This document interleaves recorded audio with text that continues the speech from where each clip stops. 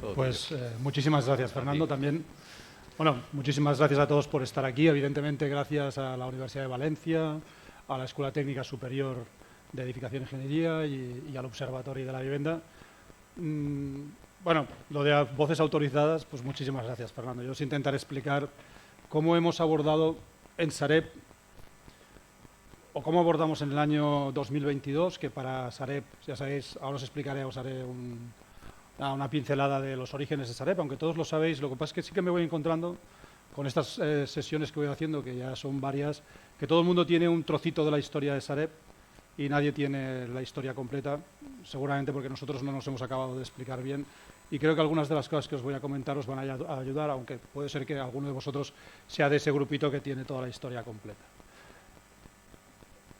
Parece chocante un área de vivienda social y asequible en Sareb, sobre todo si nos remitimos al origen, pero muy pertinente y muy necesaria desde el año 2022, cuando se aprueba el Real Decreto 1/2022, donde Sareb pasa a ser una entidad de mayoría pública. Y este es un cambio de paradigma, y ahora veremos por qué. Y entre las varias razones, pues primero pasamos a ser una entidad de mayoría pública, por tanto estamos bajo la tutela del FROB, bajo la tutela del Ministerio de Economía. Segundo, pasamos a funcionar como una entidad pública en términos de contratación. Todo lo que contrata hoy Sareb se hace en el marco de la Ley de Contratos del Sector Público. Los directivos somos directivos públicos, aunque no seamos funcionarios. Y bueno, nuestra función, que inicialmente era una función de liquidación o el mandato de liquidación, porque éramos una entidad liquidadora, se complementa con lo que se llama el principio de sostenibilidad y utilidad social. Y este paraguas es el que cambia un poco este punto, ¿no? Sareb nace en el año 2012 como un instrumento de resolución. Bueno, yo creo que además si sois del sector, pues muchos de vosotros lo debían vivir en sus propias carnes. 2008, boom, bueno, la bombolla o la burbuja inmobiliaria que explota, las cajas de ahorro, y nos encontramos con una volumetría de préstamos de hipotecarios que no se podían pagar, y por tanto había que articular un mecanismo de rescate y un mecanismo de liquidación. Sareb se parece mucho. Sareb no es ningún invento español, se parece mucho a otros instrumentos similares que se instalaron en Irlanda, en Alemania, en Estados Unidos. Una entidad de liquidación. Una entidad de liquidación con algunas particularidades, como era con una vida finita, hasta 2027, por tanto entramos ya en la recta final, con un mandato de liquidación y con un objetivo que era, yo siempre lo explico, y es mi manera de explicarlo, que a lo mejor no es la más ortodoxa, pero creo que se entiende bien. Es como si te dicen, empieza con menos 50.000 y a ver con tu gestión, con tu profesional, con tu capacidad técnica y tu capacidad comercial, pues este menos 50.000, que era el punto de partida, a ver hasta qué punto lo llevas. Lo óptimo es llevarlo a cero, pero bueno, ya sabemos y hemos visto con el tiempo que muchos de los suelos que se pasaron dentro de estos, y viviendas que se pasaron dentro de estos 50.000, pues no tenían un valor, el valor que se dio, sino seguramente tenían un valor cero o incluso inferior. Pero este fue el objetivo original de Sareb. Parto con una mochila y a ver si cada día consigo que esta mochila pues sea más ligera, hasta llegar a que esta mochila pues quede lo más vacía posible. Como veréis ahora por el camino nos hemos ido encontrando algunas peculiaridades sobre esta cartera que nos han obligado a tomar una serie de decisiones. Los 50.000 millones, pues son estos. De aquí, los 50.781, esto es lo que le entregan a Sareb en activos, mayoritariamente préstamos a promotor y un 20% de inmuebles. Eso es importante también, préstamos promotor. En Sareb no había préstamos a personas físicas, no había hipotecas individuales de una vivienda. Préstamos a promotor, y aquí los que sois la mayoría, pues conocéis bien el negocio inmobiliario, pues sabéis préstamo a promotor, y de ahí seguramente deriva nuestro nombre más popular, aunque yo creo que poco acertado, de banco malo. Pues estos préstamos promotor había que gestionar su ejecución hipotecaria y transformarlos en inmuebles. Y un 20% inmuebles. Este era el punto de partida. Y parecía que sobre el papel, oye, una teoría perfecta. Le paso a una entidad muy profesional, bien gestionada, estructurada, con recursos, 50.000 millones y venga, a correr. y a ver si conseguimos que estos 50.781 millones pues sean lo más bajo posible. ¿Por qué? Porque detrás de estos 50.000 hay una deuda pública. Esto se avaló con deuda pública. Se pagó y ese dinero se pagó con deuda pública. Luego veremos en el 2022 ese aval de deuda pública lo que supuso. Y un mecanismo que son de préstamos promotores que había que transformar, que había que pasar de préstamo promotor a inmueble. Bueno, esto de inicios tuvo primero una estrategia de venta de carteras, donde se hacían grandes paquetes y se vendían, y luego ya, acercándonos más hacia el año 2018, 2019, bueno, hay algunos compañeros de Sareb por aquí que lo pueden incluso recordar mejor, porque yo me incorporé cuando Sareb pasa a ser una empresa de mayoría pública en el 2022, pero a partir del 2018-2019 se deriva o se tiende a una estrategia que es la actual, hasta hace 45 días, y os explicaré un poco hace 45 días algunas cosas que están ocurriendo, donde lo que hacemos es transformar los préstamos, los convertimos en inmuebles y los vendemos en el mercado. Las viviendas, el 95% de las viviendas se venden a personas físicas. Sareb no vende paquetes de viviendas a fondos y igual, de cualquier tipo, fondo oportunista o fondo conservador o patrimonialista, y se venden a familias. Sareb el año pasado vendió del orden de 10.000 viviendas, por tanto quería decir 10.000 ventas, 10.000 APIs, 10.000 notarios, 10.000 llaves y 10.000 papeles. Y luego, evidentemente, en esta parte pues hay vivienda o residencial y hay una parte muy importante de suelo y una parte menor de terciario. Y una parte, hombre, que no es pequeña, y sobre todo más que pequeña, que incomoda, que es todas las estructuras estas que seguro que vosotros y vosotras habéis visto pues por toda la geografía valenciana y por toda la geografía española. Lo que nosotros llamamos WIPs, que es un nombre horrible, o si no, las estructuras en desarrollo. ¿Qué nos pasó? Pues a partir de que empezamos a dejar de vender préstamos y a empezar a hacer la transformación, pues las viviendas nos venían habitadas. Y a diferencia de lo que piensa mucha gente, no nos venían ocupadas sin título. Nos venían con un contrato de alquiler, que en muchos casos el juzgado no reconocía, mayoritariamente por una cosa tan habitual como que no estaba inscrito en el registro de la propiedad. Yo creo que si alguien aquí ha formalizado un contrato de alquiler, yo creo que pocas veces lo hemos llevado al registro de la propiedad, algunos sí, seguro. Pues eran familias que habían firmado un contrato de alquiler con el promotor. El promotor, mientras hacíamos el proceso de transformación hipotecaria, pues alquilaba las viviendas, oye, sacaba un dinerito, hasta que culminaba el proceso. Esto, en los años 17, 18, 19, sobre todo del 18 al 22, nos generó una bolsa de viviendas donde pues, había que recuperar la posesión. Es verdad que también teníamos una parte de ocupantes sin títulos, pero que era la menor. La mayoría son antiguos inquilinos. Y de eso, pues aquí en la Comunidad Valenciana hemos tenido algunos casos, pues salen familias y dicen, oiga, es una vergüenza. Acaban de adjudicarle la vivienda a Sareb, el edificio a Sareb, 30 viviendas, y Sareb me quiere echar cuando yo llevo pagando el contrato de alquiler 10 años. Y es verdad, no es verdad que los queramos echar, en algunos casos sí, ya explicaremos qué casos sí, qué casos no, pero es verdad esta situación. Ante esto que fue creciendo, imaginaros pues una montaña que va creciendo hasta que alcanza una volumetría de miles de viviendas y miles de millones de euros, pues la compañía tiene que tomar una decisión.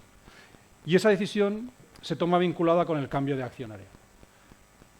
Y es una decisión que tiene un componente social, que es cómo abordo la situación de estas familias y sobre todo cómo abordo la situación de vulnerabilidad, pero también tiene un componente de sostenibilidad económica. Como os explicaba hace un momento, esas viviendas se nos quedaban en un cajón y no podíamos ni venderlas, no podíamos alquilarlas, nos costaba dinero. Nos costaban conflictos con el ayuntamiento, la comunidad de propietarios, los vecinos, bueno, porque ahí había una situación, pues conexiones ilegales a suministros, porque ya llegaba un momento que la compañía de suministros cortaba el suministro porque no había un título que soportase, o ese título el juzgado lo había declarado, etcétera, etcétera, con lo que ahí teníamos un impacto económico, además de social, muy relevante. Y a partir de abril del 22, que es cuando Sareb pasa a ser una empresa de mayoría pública, y ahí cambia todo, cambia el accionariado, cambia el Consejo de Administración y cambia parte del equipo directivo. Y pasa a ser una compañía que mantiene el mandato de liquidación, pero que incorpora el principio de sostenibilidad y utilidad social. Y ese principio, que puesto en un Real Decreto, pues es fantástico, nos dice, bueno, ¿y ahora cómo lo transformamos en una realidad? Pues lo transformamos en una realidad a través de la puesta en marcha de un proyecto de alquiler social y asequible. Dijimos, las familias vulnerables, que acreditemos que sean vulnerables a través de un mecanismo objetivo, y ahí nos referenciamos a lo que establece el Fondo Social de la Vivienda, porque es el único de ámbito estatal. A esas familias les haremos un contrato de alquiler social. ¿Y qué características tenía este contrato de alquiler social? ¿O tiene? Primero, que la renta no puede superar el 30% de los ingresos de la familia. Segundo, que evidentemente la vivienda pues, tiene que cumplir habitabilidad, por tanto, habrá que invertir un dinero por parte de Sareb. Y tercero, que la familia tiene que sumarse a un programa de acompañamiento social e inserción laboral. Esto dicho así, sobre todo en la parte de acompañamiento social, suena muy grandilocuente. En Sareb no hacemos planes de acompañamiento social para personas con drogodependencia o para colectivos específicos o para situaciones de violencia de género. Lo que hacemos especialmente es conectar a las familias con los servicios sociales. Que aunque parezca una cosa muy tonta, hay muchas familias que no tienen ese punto de conexión con los servicios sociales. Y no por una cuestión ni de idioma ni por una cuestión de nacionalidad, el 95% de nuestras familias son nacionales, son españoles, con DNI y con NIE, pero son españoles. Por tanto, aquí hay hoy un trabajo muy importante de conectarlos y darles toda una serie de información sobre los recursos que existen para superar la situación de exclusión social. Tanto sean ayudas públicas, como programas de los ayuntamientos, como programas de las comunidades, etcétera, etcétera.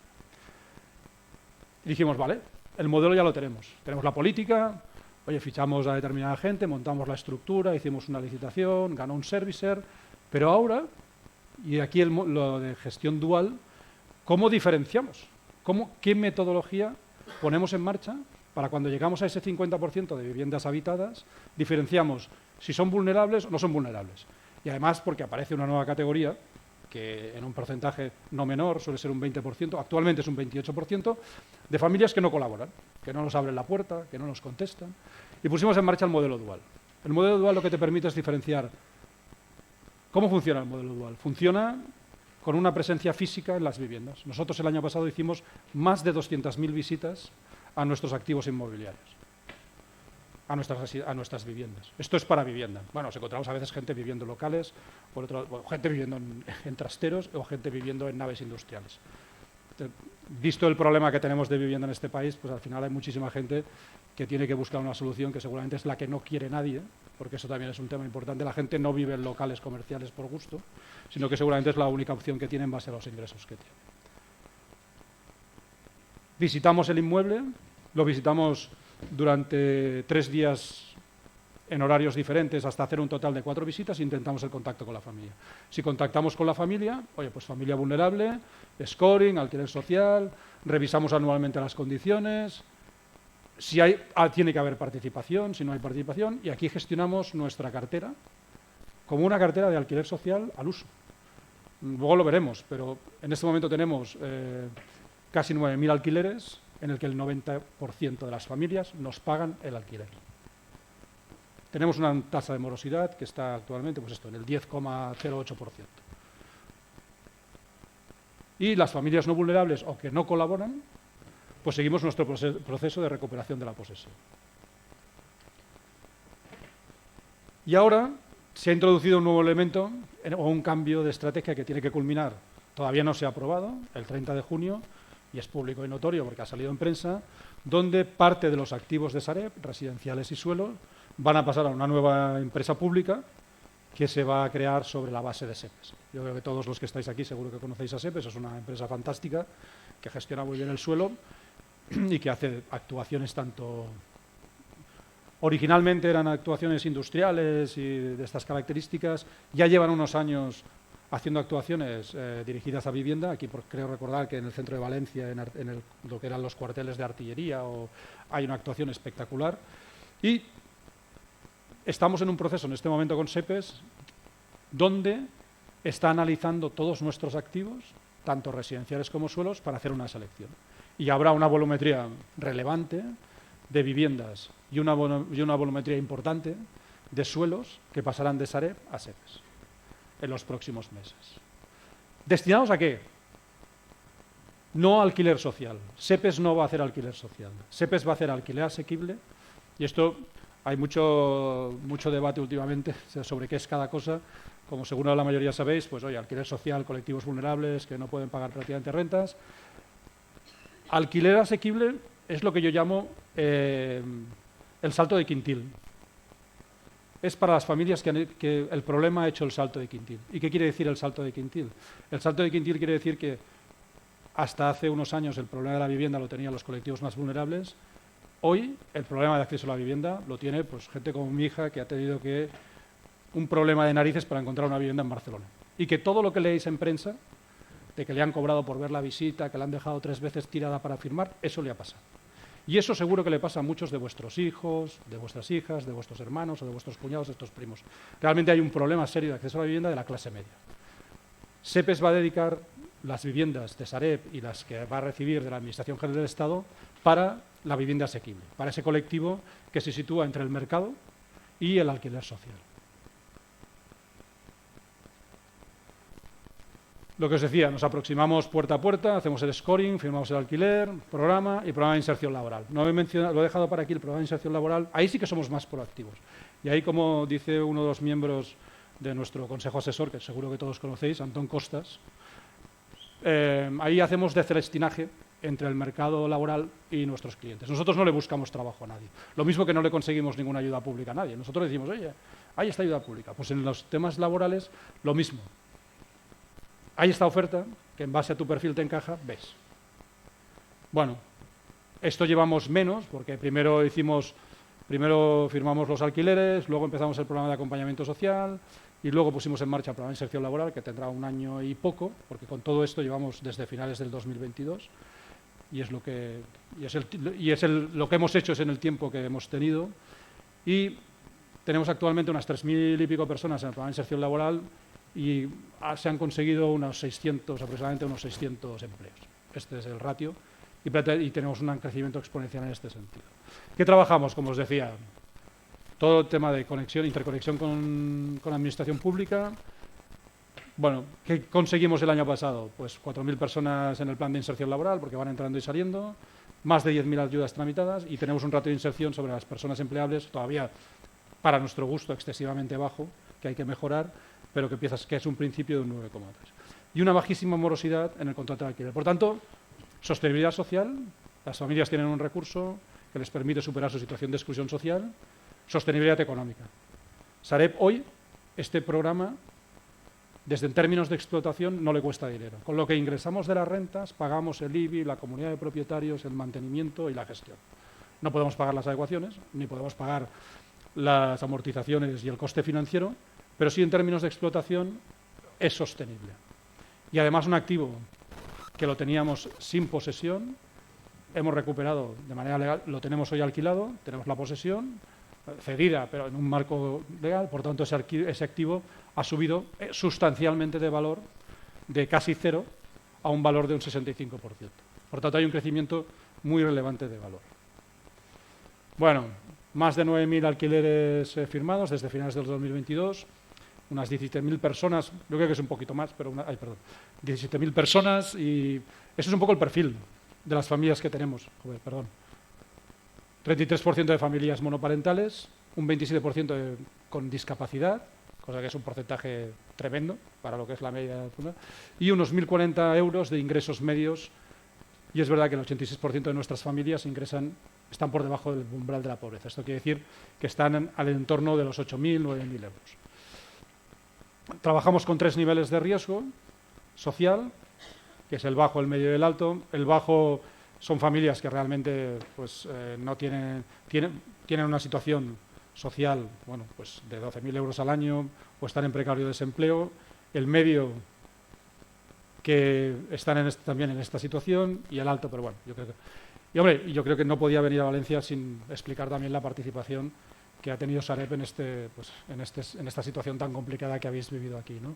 Desde el primer momento Sareb se puso a disposición de la Generalitat Valenciana, el secretario general, que lo acabo de ver cuando salía, y a través del Ministerio de Vivienda y la Generalitat Valenciana, conjuntamente con Sareb, se creó un grupo de trabajo donde la Generalitat determinó los perfiles de las familias que tenían que ir a las viviendas y cuáles viviendas eran aptas.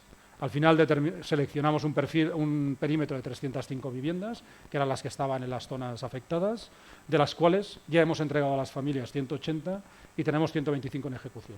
Estas 125 en ejecución son viviendas que tenemos que conseguir algún tema de certificado final de obra, de licencia de primera ocupación y que por eso van un poquito más tarde, pero sí que estamos especialmente contentos de que hemos podido entregar 180 viviendas. ¿Y cómo las hemos entregado? En estas zonas que veis aquí, la verdad es que es un mapa terrible, pero el que teníamos, pero en esta zona, ¿no?, es donde hemos estado entregando las viviendas. Y como veis, la vivienda se ha cedido directamente de Sareb a la familia y la hemos cedido por 6 meses más 6 meses, totalmente gratuita, con los suministros dados de alta y la vivienda amueblada. Para que os hagáis una idea, amueblada así. Mobiliario son todo exactamente igual, con un acuerdo que llegamos con IKEA, que hemos comprado los muebles, no ha habido ningún tipo de donación. Bueno, 2 viviendas nos donó IKEA. Para que os hagáis una idea, se parecería mucho a lo que os encontráis cuando vais a un apartamento vacacional, porque las entregamos amuebladas y con complementos, vasos, platos, mantas, ropa de cama, etcétera, etcétera. Y estas son algunas de las familias que han firmado los contratos de cesión y que ahora ya en algunos casos están acabando los 6 meses y estamos... Nosotros no hemos asignado ninguna vivienda, las ha asignado los ayuntamientos y la Generalitat Valenciana. Nosotros lo que hacemos es de suministradores de esta vivienda. Y muchísimas gracias. Esto es lo que... Y ahora seguro que tenéis alguna pregunta y estaré encantado de responderla.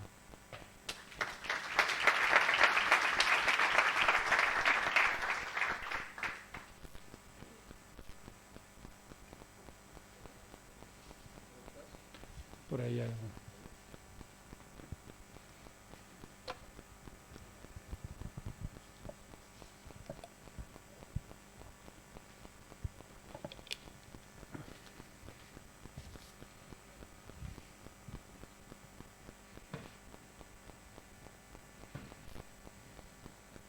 No. Tampoco. A ver, el otro. Esto es una táctica que hemos hecho para que solo haya una pregunta, ¿eh? Ya, a lo mejor es que una pregunta capciosa, pero bueno. Quiero preguntarte, bueno, Vicente Yace de Grupo Ática y en este caso también de la Asociación de Promotores, ¿no? Y también incluso como ciudadano, ¿no?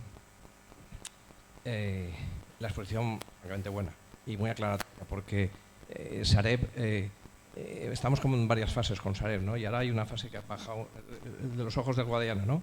Ha bajado un poco por abajo y no se le veía mucho a Sareb.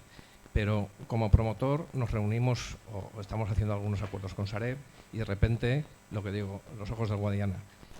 Algunos acuerdos con Sareb que teníamos incluso algunos de los promotores, incluso con documentos y si no con la palabra dada, han desaparecido, ¿no? Luego parece que se recuperan o se dice que se recuperan y no se recuperan, ¿no? Entonces ahí a ver ese mensaje. Luego, vosotros, y a lo mejor te incomoda la pregunta, pero ¿qué buenas cosas tiene SEPES que no tiene Sareb? Siendo el mismo dueño, 100% el Estado, ¿qué sabe hacer SEPES que no sabéis hacer los profesionales que estén en Sareb para ahora perder 2 o 3 años en valorar una cartera, tasarla, impuestos, traspasarla, contratar gente? Los que sabéis de vivienda sois vosotros, que ya lleváis trabajando 10 o 12 años. Entonces, nos llama mucho la atención como ciudadanos, como administrados, que tú también eres administrador, aparte de trabajador de Sareb, pero es puramente estético. No sé si podéis hablar con libertad o al menos tenéis un mensaje claro que justifique esa actuación. Por lo tanto, 2 cosas. Esas operaciones que han desaparecido y que teníamos firmadas, pactadas y que se han ralentizado o desaparecido. Y esta segunda, lo del SEPES, a ver si lo puedes explicar un poco con coherencia. Son 2 preguntas de examen, ¿eh?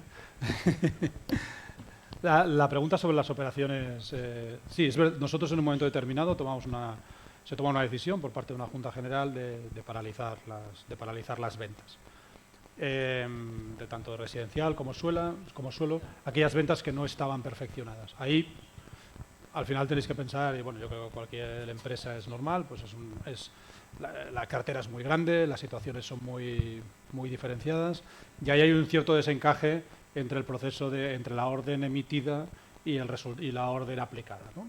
Y ahí nos damos cuenta, oye, hay operaciones que están perfeccionadas, que se han paralizado, que no se deberían paralizar.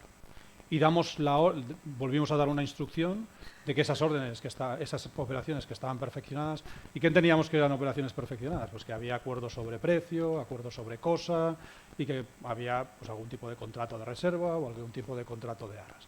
Y ahí, en ese desencaje, que es un desencaje puramente operativo, yo he leído muchas cosas sobre esto y no ha habido ninguna mala intencionalidad. Es un desencaje operativo que ha afectado a una volumetría de operaciones. Evidentemente, cuando uno es la suya es mucho, pero sí que os puedo decir que en el global no son muchas operaciones. Y ahí se ha dado la instrucción, ya hace unas semanas. Por tanto, la respuesta a esa pregunta es sí, ahí se ha dado una instrucción de que esas operaciones se recuperen, se formalicen, si el comprador quiere seguir. Tiene que darse estas circunstancias, tiene que darse que nos hayan reclamado, esté perfeccionada, etcétera, etcétera. Y estamos en ello, y estamos perfeccionando cada día operaciones de este tipo que se quedaron arrastradas. Por tanto, oye, yo no sé si tenemos que entonar un mea culpa, o hubo un desencaje operativo que nos hubiese gustado que no fuese así, y eso creo que nos dimos cuenta, lo resolvimos y por tanto actuamos diligentemente. La segunda pregunta, no sé, yo no soy el adecuado para respondértela. Yo creo que esta se la tendrías que hacer a SEPES. Yo creo que sí que hay un factor que no es menor. Sareb finaliza su vida operativa en 2027 y es una entidad liquidadora. Y una entidad liquidadora que tiene una estructura jurídica muy particular de entidad liquidadora. Entonces, eso te genera algunas limitaciones para una visión a muy largo plazo, como es mi opinión y oye, como experto en vivienda social y asequible, que llevo 15 años dedicándome a esto.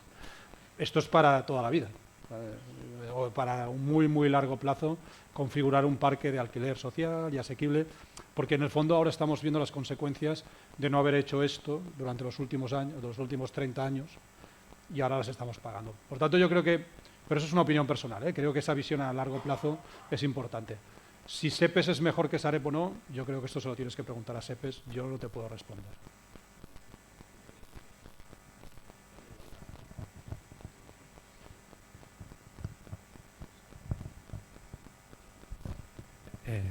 Buenos días. Soy José Marc, de Culmia. Colaboramos con Sareb en algunas actuaciones urbanísticas que veremos si la colaboración con SEPES, ¿no? Sobre esto último que has comentado, simplemente como valenciano y siguiendo lo que ha sido hasta ahora SEPES, SEPES en febrero de 2010 firmó un convenio con la Generalitat Valenciana y con el Ayuntamiento de Valencia para promover 1000 viviendas asequibles en la calle San Vicente. SEPES en 2025 no ha terminado la urbanización de las primeras 450. Esa es la realidad de SEPES hasta ayer. Espero que la nueva SEPES, espero que con mucha gente de Sareb entre en SEPES a dinamizar una empresa pública con gestión privada, que seguramente es lo que en Sareb habéis estado intentando hacer durante todos estos años. Eso cambie, porque si no, si todo lo que nos cuentan aquí es que los precios van hacia arriba, no hay suelo. Si SEPES tiene que transformar el suelo al ritmo de la calle San Vicente, perdonadme, pero igual vamos hacia atrás. Bueno, un poco lo que te he dicho a tu compañero, yo por SEPES no puedo. Sareb, nosotros sí que estamos trabajando intensamente con. No es que quieras. Bueno, sí, quiero escaparme de la pregunta porque no te la puedo responder, no te voy a callar, las cosas son como son.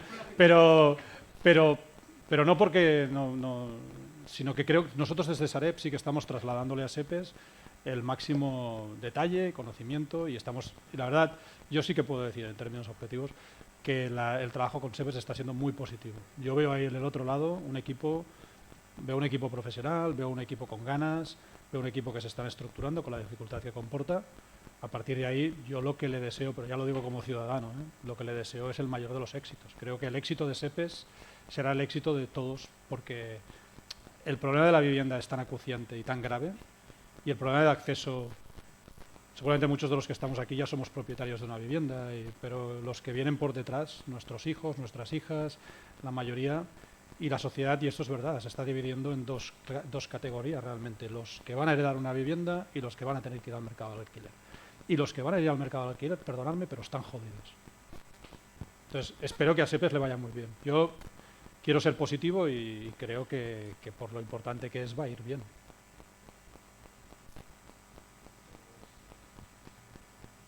¿Ya está?